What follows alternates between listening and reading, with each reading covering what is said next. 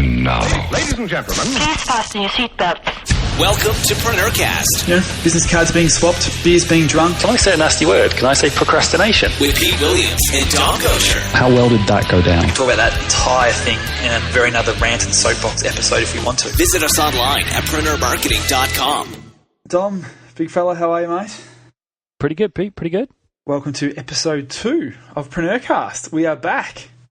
Yeah. Well, we're calling it Preneurcast, but we never did get that domain name, did we? No. But we'll negotiate on the aftermarket. I'm with Ed's plan, force of marketing. In regard to, well, he says if you want to take over something or you want to be known for something, and you're worried about people copying you or any problems like that, he says you win by better marketing. That's how you do it. Yeah, that actually was a thing I was actually discussing on Tuesday night at a seminar that I was a panelist at, which was quite interesting. We actually spoke about a few different bits and pieces for startup entrepreneurs, and one of the things was intellectual property. And a couple of speakers were off doing their usual sort of rants and raves about you need to get a trademark and you need to do this and all that sort of MBA bullshit. And I just came in and said, well, realistically, I think it's just all about better marketing. And exactly what Ed preaches and me as well, just that the best form of copyright protection or marketing protection is better marketing.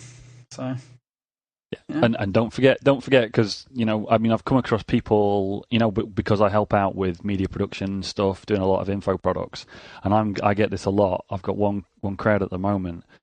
And they're like, oh yeah, we've registered the trademark, we've got the domain name, we've really thought it through. And I was like, you haven't shipped any content yet.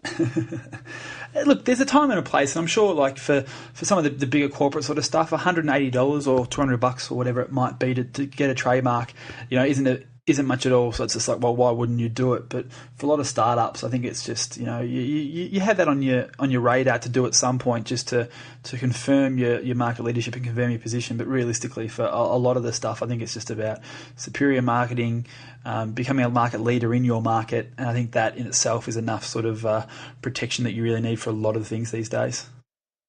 And I have to ask, because I've been in a similar situation, how well did that go down? It was interesting. The panelists were a little bit, taking a step back, and that was fine because they're sort of, it was an innovation consultant and a marketing consultant with two of the other 4 panelists. So they've sort of had that, MBA style background, and that's all fine and dandy. The audience, I think, seemed to really sort of get where I was coming from, because I was kind of the down and dirty entrepreneur of the panel who's sort of out there doing a lot of stuff in the real world with various businesses and stuff like that. So I think it sort of resonated a lot with the people out there who were sort of in the crowd. There's about 70 people there or so for like a Anthill magazine, which, well, no longer a magazine actually, given the demise of the publishing industry. But James Tuckerman, a guy I've known for quite some time, started a magazine quite a few years ago here in Australia that was quite good in the entrepreneurial space, sort of innovation entrepreneurial type bent. It was a bi-monthly magazine. Bi-monthly, does that mean 2 a month or one every 2 months? I always get that. Well, I'm like that with unisex hairdressers. I haven't got a clue really what it means. It's every 2 months. Yeah, every 2 months. So they were doing great guns, and then given sort of the way of the publishing world, they've gone to an online model now, and are doing really, really well. But they do these various sort of info evenings. They call it, well, this one was called Entrepreneurs Night Out, and it's basically they get a bunch of panelists to talk about all things entrepreneurial, which was good fun. There was 70 people there, business cards being swapped, beers being drunk, people talking about what they do. So it was a good night out, good bit of fun. Cool. So, what's been your main focus this week then? What's been going on? Other than your jollies out, My jollies out. The big thing this week is just getting back to shipping, just focusing on some projects and trying to, just ship, which is sort of the big buzzword of the moment, I think. It's just everyone seems to be talking about shipping. Stephen Pressfield's fantastic book, Do the Work, which is awesome. Seth Godin's been a big proponent of the shipping mentality, and obviously, for those of you who have been following Merlin Mann and his latest escapades with his book, and Cranking, which is a blog post, and the Back to Work podcast that came out about that, all about shipping. So just like everyone else, I've been focusing on shipping, and again, similar to Merlin. It's been around the book. For those of you who haven't been playing along at home, I've got a new book that's coming out last year with a couple of very good buddies of mine, very, very smart men, Rob Somerville and Ed Dale. So that book's sort of been churning and been, coming out for a while now. We're getting to the final end of it. We've got the first draft, I guess you'd call it, down, and it's just about going through that and refining it and making it something that we're proud of. And that's sort of been the biggest focus for me of late, and will be for the next sort of 4 or 5 weeks till I head off to Bali for my fiance's 30th birthday. We're going to Bali, which should be fun.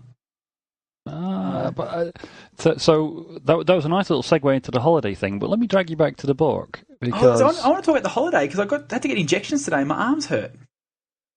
Can I say a nasty word? Can I say procrastination? Yeah, okay, fair enough.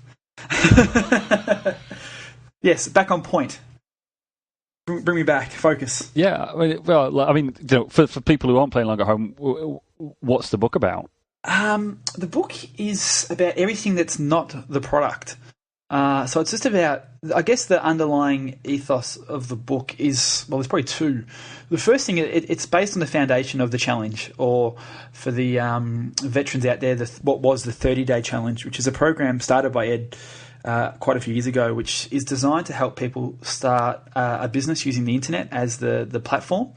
I hate saying an internet business or an online business because that's just crap. It's a business that happens to have the platform being the internet. We can talk about that entire thing in a very another rant and soapbox episode if we want to.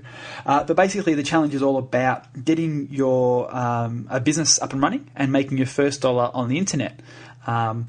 And it's been fantastic over the 6 or so years that it's been running. It's just grown and grown and grown, very much virally. Last year, from memory, it was about 76,000 people from around the world took part in it. So it's a huge, huge thing, and it's basically built on, or the foundation of the training, so to speak, which is all completely free. And for those who are interested, challenge.co is the domain. It's awesome. I'm a faculty member of that, but again, back onto the book. The book is basically about everything that's not covered in the challenge. So the theory, the context, the framing, and the foundation of what the challenge is built on, which in essence is a thing that we refer to as the Marketing Symphony, which is 4 parts. So the first part is market research, then you've got traffic, conversion, and then finally product. So unlike a lot of entrepreneurs and a lot of the people who are actually there on Tuesday night, funnily enough, who were sort of asking questions of the panel about what can they do with their business and things like that, a lot of people, when they are starting out, they're very passionate and focused on the product. So when they ask you questions about their business, or when someone wants to start a business, they want to tell you all about the product and why the product's so good and why the product's so different and what's going to make the product stand out and why people want to buy the product. But realistically, the most successful businesses do it the other way around. They go market first. So that means you focus on market research. Is there a market of people out there who actually want to buy what you're selling? Does there exist a group of people who have money with the propensity to spend it with a problem that needs solving, that they're willing to spend that money on the solution? So you have to really focus on that first, and that's the first step of the challenge, and the first chunk of the challenge is all about that. Then from there, the focus is getting traffic. So yes, you may know people that need to file their tax return every year, or you know people that are out there wanting to teach their parrot to sing, or that people's roofs need shackling, or whatever the term might be. But once you've got that and you establish that, there's enough people in your area that needs a tax return, well, how are you going to get that phone to ring? How are you going to get those clients? It's not about doing a better tax return yet. It's not about being able to then cross-sell insurance or do, trusts and that sort of stuff. It's about, okay, the first thing is, there's a market. How do we get people to call me? So it's focused on then getting traffic. So whether it might be foot traffic in your business or, web traffic, the visitors, or phone calls, you've got to focus on that and get that engine right. And then once you get the traffic, then you go, okay, well, I can definitely get traffic to this business. There's people interested in actually looking for my information. Well, then you've got to build a conversion engine. And that's all about getting that traffic and converting it into sales. So you have to be a salesperson, and it's something that a lot of people, they have that, they get their little vomit, that throw up in their mouth when they start thinking about being a salesperson. But realistically, you have to be, and you don't have to be a door-to-door cold calling salesperson, but you have to be able to close and convert. And you can put systems in place and conversion tactics in place, and then once you get that down pat, then and only then is it about the product. And I can sort of give you case study after case study. When we started the telco company, which is my biggest project or venture or company, that whatever you refer to it as, that I'm involved in, when we started that, we went traffic first. So we myself and my two business partners in that particular entity, none of us had ever installed a phone system. And we started that business by traffic and conversion. We, got the engine right to actually get traffic to the business. Our phone continually rings off the hook. And we had a very strong skill set and system in place to actually convert those callers into phone system buyers. And then we outsourced the actual implementation originally. We just got subcontractors, you can almost call them competitors to a certain extent, and use them to actually do the implementation of the phone system, the actual install and the support and all the technical product stuff. And then obviously as we grew and the volume grew, and it became much more financially beneficial for the business to actually start hiring technical staff and have it all in-house, which is obviously what we do now, that's fine. But the product was the very last thing we focused on. We worried about getting traffic and converting that traffic into sales. Then we worried about product and actually bringing the product in-house, so to speak. So that's, in a long nutshell, what the actual book is all about. It's just sort of walking people through that methodology, that line of thinking, that structure, that framework, that every other adjective and noun and verb you can think of, whatever one of those three words is the correct one. It's quite funny. Someone who's trying to write a book can't actually know what a verb and an adjective is.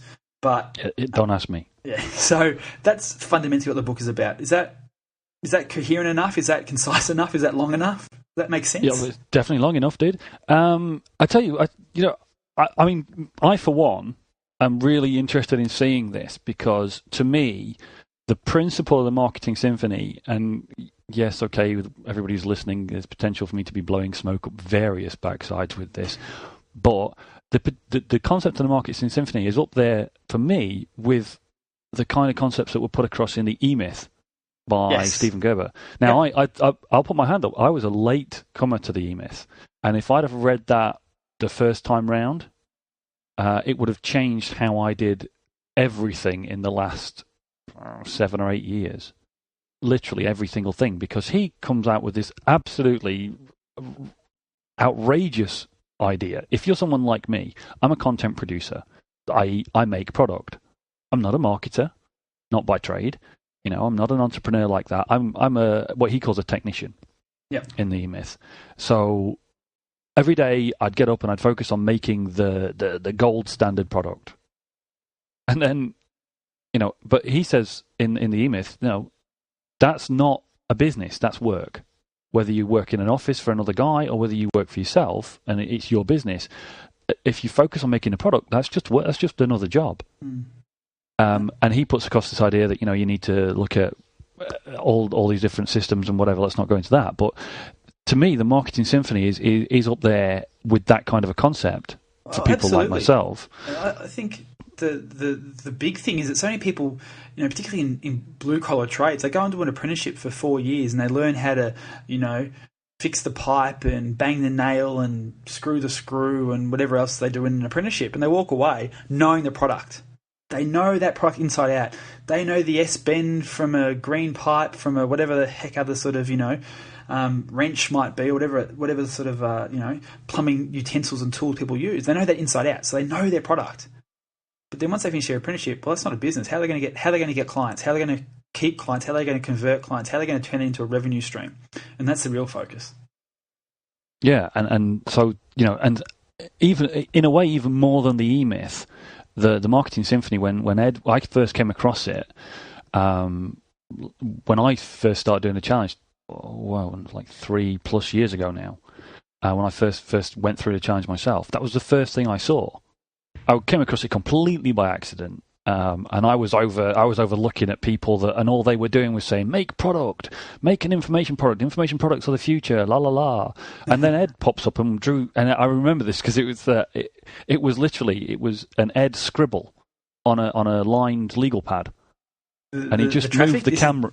Is this Sorry? the one where he drew the hill and you got the two pieces of two road highway, a country highway, and a city highway with the cars in it? No, and the traffic? no. It was even more sketchy than that. It was just okay. like the 4 parts of the symphony with a really hand drawn scribbly funnel in the middle of it, yeah. and he just literally panned around it and talked about it. And I just sat there and I was like, I almost bruised my forehead from slapping it so hard. I've spent years perfecting my art of product creation, and I was ready. I really thought I'd got this great product, and I really focused on it for a while. And then that came along, and I went, hang on a minute, he's right. I have not even asked anyone if they want this. It's a total guess. Yeah. And so, certainly from an entrepreneurial point of view, the Marketing Symphony is absolutely perfect. It's exactly as you said. No traffic, no demand before you start. No demand. Don't waste any more time. Got demand but no traffic. Wait until you got some traffic. But the product is absolutely the last thing.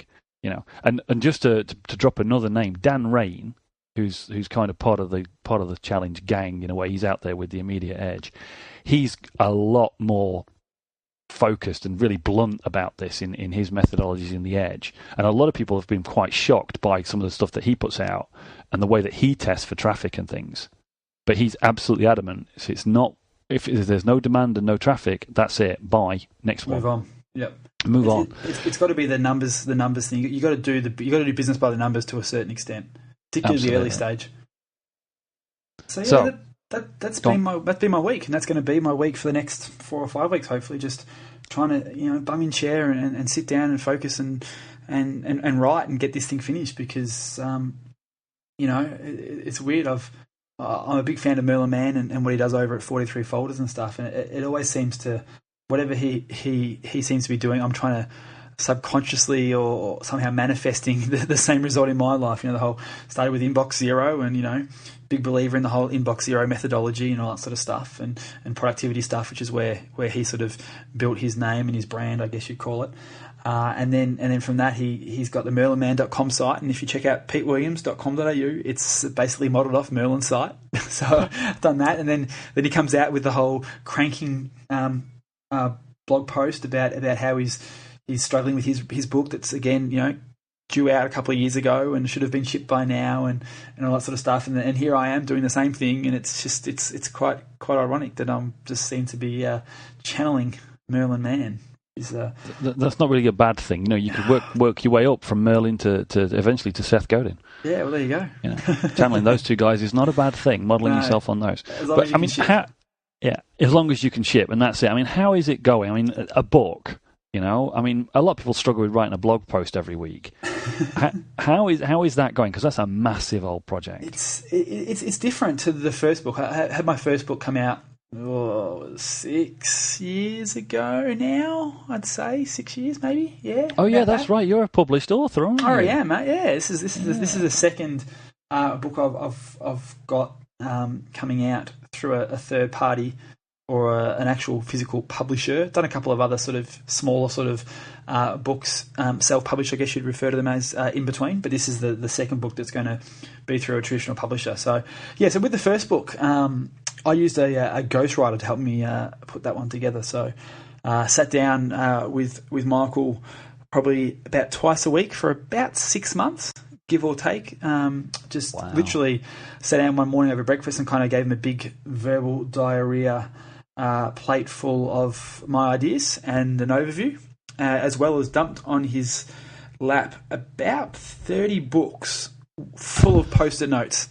saying, this is sort of what I'm trying to say in chapter 2. This is kind of where I got my idea from for chapter 4. This is sort of the scope or the flow that I think should work for chapter 6. And he went off and did an amazing job of taking my my incoherent ramblings and some bullet points and a bunch of post-it notes with various things all over them to make a great little book, which I was very proud of. There was, interesting sort of, scenario where, someone pays you to write a book about marketing but then doesn't take your advice to actually market the book. That was a little ironic, and I think that's partly why the publishing game is in the space it's in right now. But that's, again, whole nother soapbox.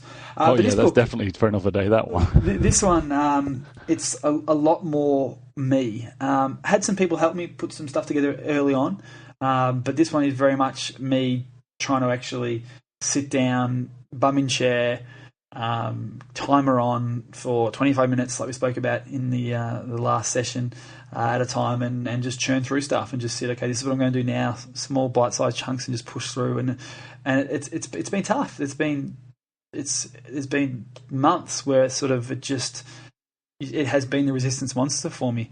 As Stephen Pressfield puts it, I just sit down in front of it and it just freezes me. Whatever reason, it just sort of came back, and I could ramble on for ages about why it is where it is, but fundamentally we need to push this out because it's a great book and it's got a great message, and I think a lot of people really want to hear it and need to hear it as well. So, and I think it'll do well, and I've got big goals for the book itself, which is probably partly why there is resistance. I think part of resistance is actually somewhat fed by big, hairy, audacious goals. Is that the bigger the goal, the more that actually fuels the resistance, because you don't want to ship something that is subpar, because subconsciously that that for it to reach the goal, it's got to be quality, and then you start questioning your own radar of what is quality.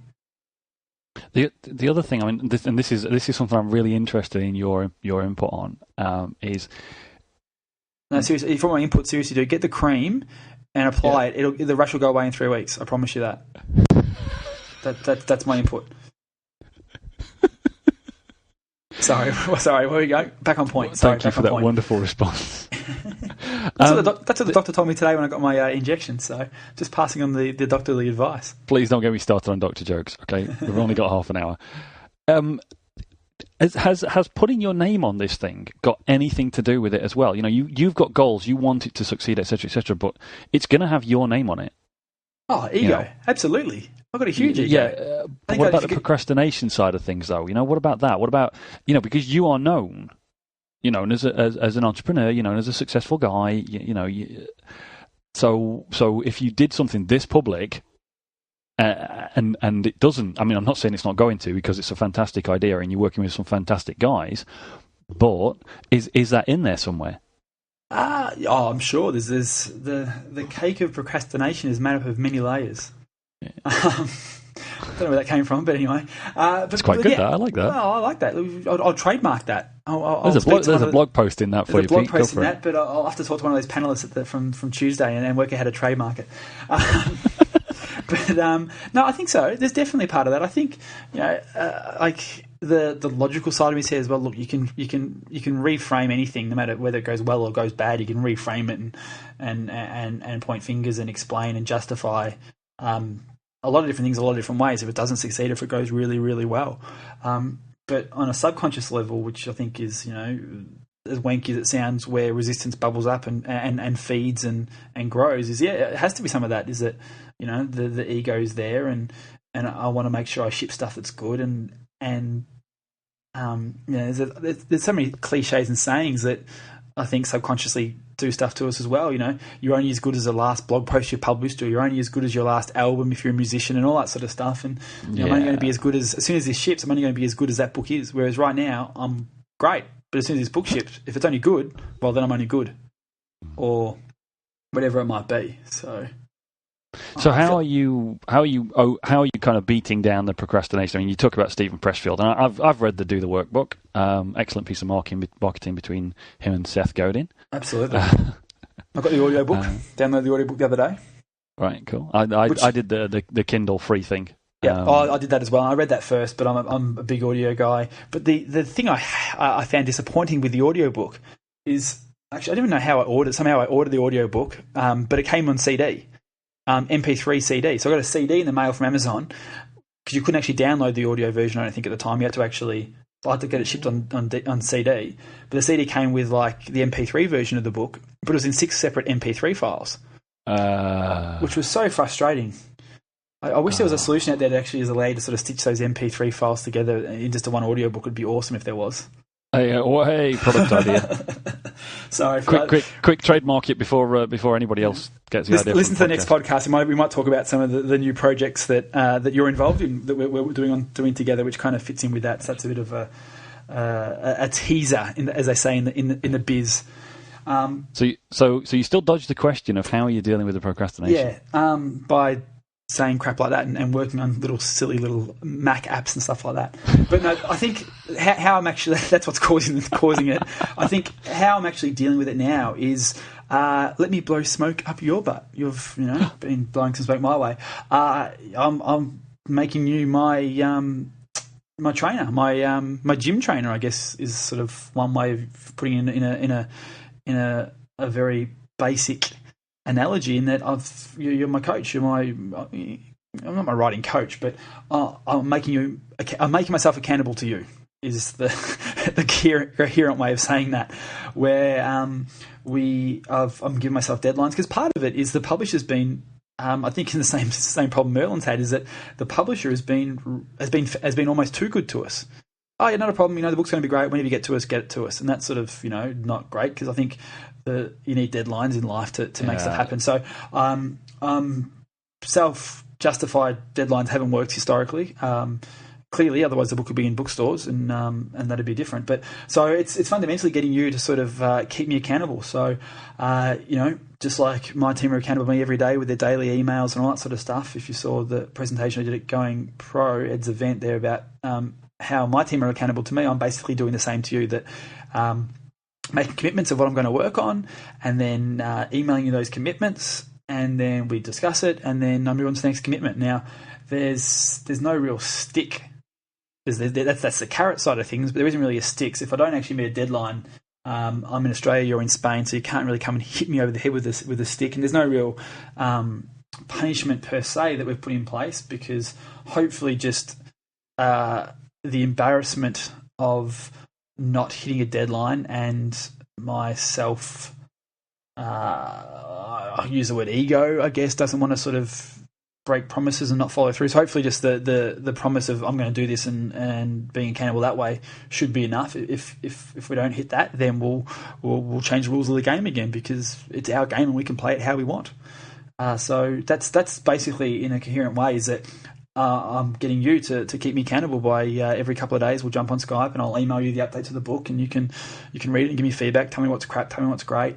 And just fundamentally, even if you don't read it, I don't care. You can feel free to print it out and use it as firewood and keep yourself warm. But if you want to actually read it, then great. But it's all about just keeping me accountable. I guess I'm talking in circles now.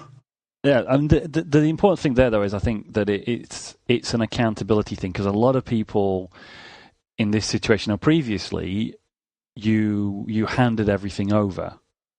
Yeah. And gave it to somebody, and you were almost checking their work after that point. Yeah, making sure that they'd done the right thing. And that was a far more tight relationship, and a far more difficult one to get. Really, find somebody who can help you that way. Well, there's plenty of people out there who are ghostwriters, and that's their job, and they do a fantastic job of it. And it was really easy for me. I just turned up a couple of mornings a week and had breakfast, and then just talked, because I enjoy talking. So it wasn't a stretch for me at all to ship that, because I didn't really do anything. I just had breakfast and talked. Whereas this is actually, I've got to push. I've got to get down. I've got to grind through the writing process, which is interesting. And I think this the whole accountability thing, which is possibly where you're sort of wanting this to go, is that I think it's important for anybody. Is no matter what you're in, whether I think, again, this is a whole other podcast, which you probably should do, is the lessons of how running a marathon and training for a triathlon can apply to doing a business. And I think that's something that's been percolating with me a little bit, which I think could be a great episode. We'll put that in. But I guess another teaser for that, or a prequel, would be that I think the thing that got me to do my marathon last year, and will hopefully get me to do my Ironman that I'm doing in December this year, will be the fact that I've got a coach who is expecting certain things from me, and it's not that whether I run or don't run, or I swim in the morning, doesn't affect him and his family, but it's just that accountability that he's going to be there coaching the rest of the squad. If I don't turn up, he's going to know that I didn't turn up. So I think that applies to a lot of people, and why people have personal trainers for the gym and stuff like this, because it's not about necessarily them telling you got to lift this piece of metal over your head 20 times. It's about them they're going to be there when you're there. And I think anybody who does sort of, group training sessions and stuff with a friend, it's important that someone's there and you're accountable to someone. And I think so much when it comes to business, people think they need to do it on their own. And it's just obviously not the case. And I think it's a silly thing to do. And that's where masterminds work really, really well. But even masterminds, to a certain extent, I think you can kind of get lost in the group. If there's 6 of you in the mastermind group, there's always going to be one person who's not as proactive as the rest of the group, and I think that's what it is. And there's some benefits to masterminds. I'm in a few, and it's actually a mastermind that got me my first book deal, and we can talk about that if we want to. But I think the real secret is having one person you're accountable to, and be the mirror for somebody else. And I think that's really helpful, and it's something that I thought, that if I really want to push this and ship this and get it done, I needed that mirror, and that's what you're doing for me, which has been great for the whole 48 hours or 72 hours we've been doing it. Working well so far. Yeah, we're getting close to the time on this one, but really, what I was looking at with that, because something that Seth Godin wrote on his blog in the last couple of days really hit me. He wrote this thing, and it's one of those things that makes you feel a bit rubbish. He's good at that. He's good at that. His advice is good, but sometimes it makes you feel really rubbish. And the latest thing that I read was about coaching, true coaching, because I think there's a difference between accountability and coaching, and you kind of talked about it there. He basically says, summarizing the whole thing down to the last sentence, coaches are fine. Coaching is fine, having somebody work with you and show you what to do and make you do it, like directing you to do it, is fine. But the true measure is what you do when they're not there. Absolutely. Yeah, and that was one of those moments. Absolutely. And I think it's quite distinct between accountability and coaching, because as I was trying to say with your ghostwriter, yeah, he's fabulous, and the work you did was less because he's fabulous. But with this arrangement, with you being accountable to me, you're still doing all the work. I'm not even telling you what to do. I'm just asking you to tell me what you're going to do, and then asking you if you did it. Now, with all due respect, your mum could do that. Oh, absolutely.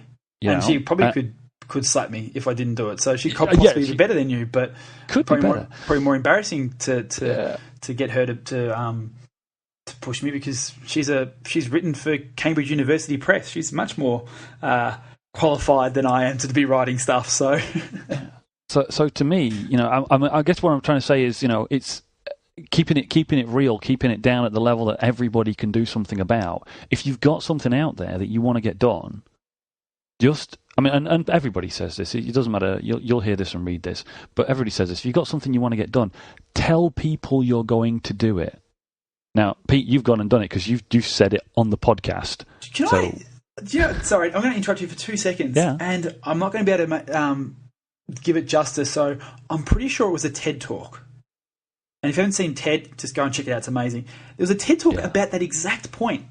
And obviously you can, 97% of the statistics are made up, so you can sort of argue it any way you want. But there was a presentation on TED that I only saw recently, and he was talking about the fact that if you say you're going to do something, I'm going to get this completely wrong and balls it up and just not do this guy justice. But he was basically saying that subconsciously, if you already picture it in your mind already done, it's actually less likely that you'll actually take action because your subconscious thinks it's already done. Now, wow, that's deep. Yeah, so I think I got that right. I hope I did. It sounds poignant enough. But it was interesting, and that's as much as I got to say on the topic, but it was just interesting to sort of say, well, okay, and he said it so eloquently that there's a different way. He agrees with you that you want to make public declarations, but there's a way to word that public declaration to enhance your percentage of completion, I guess is how you could put it. And I can't remember what it is. We should go check it out, and we'll put it in the show notes if I can find it, or mention it quickly at the start of the next episode. But it was just about, you want to make public declarations, but you want to do it in a specific way so you don't feel like it's already done. Otherwise, you won't go and do it. And I think that's possibly a big thing about why the book hasn't been finished yet, is because I've spent so many times in my mind lying in bed at night thinking about the blog post I'm going to write, thanking everyone when the book hits the New York Times bestseller list. And people do it. Everyone's done that. Don't get me wrong.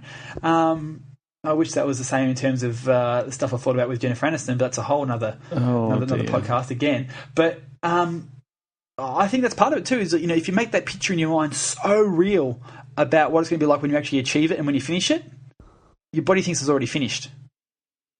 So that's something to percolate. That's seriously deep, and I think that's a really good thing for us to finish on, because my brain's going to melt with that. Well, let's call it a show. It's probably about time. I don't know. You're the watchkeeper. I'll just kind of sit here and talk. But and it's also, I guess, back onto the whole thing. This is the reason this podcast is going to ship every week, is because we're accountable to each other. That we turn up on time every week to talk and share our experiences and probe each other and blow smoke up anybody's butt who's justified to have it blown in their direction. So let's wrap it up, and we'll start again next week with the next episode. Excellent, mate. Excellent. See you next week. Ciao.